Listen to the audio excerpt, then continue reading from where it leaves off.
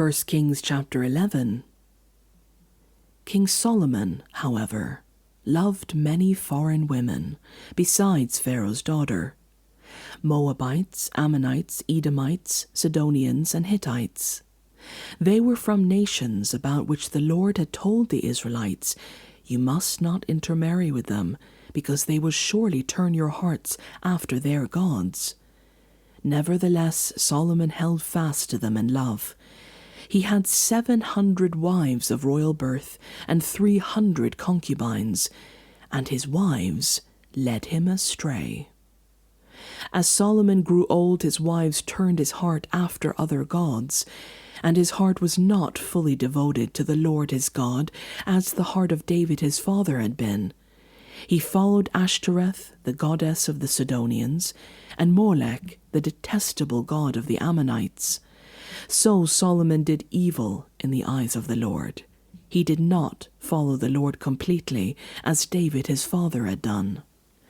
On a hill east of Jerusalem, Solomon built a high place for Chemosh, the detestable god of Moab, and for Molech, the detestable god of the Ammonites. He did the same for all his foreign wives, who burned incense and offered sacrifices to their gods. The Lord became angry with Solomon, because his heart had turned away from the Lord, the God of Israel, who had appeared to him twice. Although he had forbidden Solomon to follow other gods, Solomon did not keep the Lord's command. So the Lord said to Solomon, "Since this is your attitude, and you have not kept my covenant and my decrees, which I commanded you, I will most certainly tear the kingdom away from you and give it to one of your subordinates. Nevertheless, for the sake of David, your father, I will not do it during your lifetime. I will tear it out of the hand of your son, yet I will not tear the whole kingdom from him, but will give it to one tribe for the sake of David my servant, and for the sake of Jerusalem, which I have chosen." Then the Lord raised up against Solomon an adversary, Hadad the Edomite, from the royal line of Edom. Earlier, when David was fighting with Edom, Joab, the commander of the army, who had gone out to bury the dead, had struck down all the men of Edom. Joab and all the Israelites stayed there for 6 months, until they had destroyed all the men in Edom. But Hadad, still only a boy, fled to Egypt with some Edomite officials who had served his father. They set out from Midian and went to Paran. Then, taking people from Paran with them, they went to Egypt, to Pharaoh, king of Egypt, who gave Hadad a house and land and provided him with food. Pharaoh was so pleased with Hadad that he gave him a sister of his own wife, Queen Tahpenes, in marriage. The sister of Tahpenes bore him a son named Genubath, whom Tahpenes brought up in the royal palace. There Genubath lived with Pharaoh's own children. While he was in Egypt, Hadad heard that David rested with his ancestors, and that Joab, the commander of the army, was also dead. Then Hadad said to Pharaoh, "Let me go, that I may return to my own country." "What have you lacked here that you want to go back to your own country?" Pharaoh asked. "Nothing," Hadad replied, "but do let me go." And God raised up against Solomon another adversary, Rezon, son of Eliada, who had fled from his master Hadadezer, king of Zobah. When David destroyed Zobah's army, Rezon gathered a band of men around him and became their leader. They went to Damascus, where they settled and took control. Rezon was Israel's adversary as long as Solomon lived, adding to the trouble caused by Hadad. So Rezon ruled in Aram and was hostile toward Israel.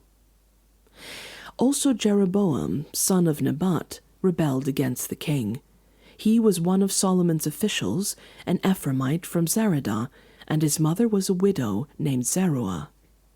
Here is the account of how he rebelled against the king. Solomon had built the terraces and had filled in the gap in the wall of the city of David his father. Now Jeroboam was a man of standing, and when Solomon saw how well the young man did his work, he put him in charge of the whole labor force of the tribes of Joseph. About that time Jeroboam was going out of Jerusalem, and Ahijah the prophet of Shiloh met him on the way, wearing a new cloak. The two of them were alone out in the country, and Ahijah took hold of the new cloak he was wearing and tore it into 12 pieces. Then he said to Jeroboam, "Take 10 pieces for yourself, for this is what the Lord, the God of Israel, says.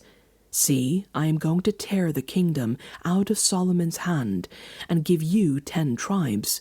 But for the sake of my servant David and the city of Jerusalem, which I have chosen out of all the tribes of Israel, he will have 1 tribe. I will do this because they have forsaken me and worshipped Ashtoreth, the goddess of the Sidonians, Chemosh, the god of the Moabites, and Molech, the god of the Ammonites, and have not walked in obedience to me, nor done what is right in my eyes, nor kept my decrees and laws, as David, Solomon's father, did. But I will not take the whole kingdom out of Solomon's hand. I have made him ruler all the days of his life, for the sake of David my servant, whom I chose and who obeyed my commands and decrees. I will take the kingdom from his son's hands and give you 10 tribes. I will give 1 tribe to his son, so that David my servant may always have a lamp before me in Jerusalem, the city where I chose to put my name. However, as for you, I will take you, and you will rule over all your heart desires. You will be king over Israel.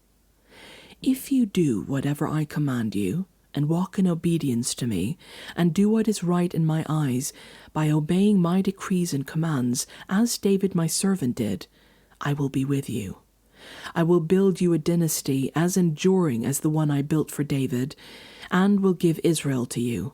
I will humble David's descendants because of this, but not forever." Solomon tried to kill Jeroboam, but Jeroboam fled to Egypt, to Shishak the king, and stayed there until Solomon's death. As for the other events of Solomon's reign, all he did and the wisdom he displayed, are they not written in the books of the annals of Solomon? Solomon reigned in Jerusalem over all Israel 40 years. Then he rested with his ancestors, and was buried in the city of David his father, and Rehoboam his son succeeded him as king.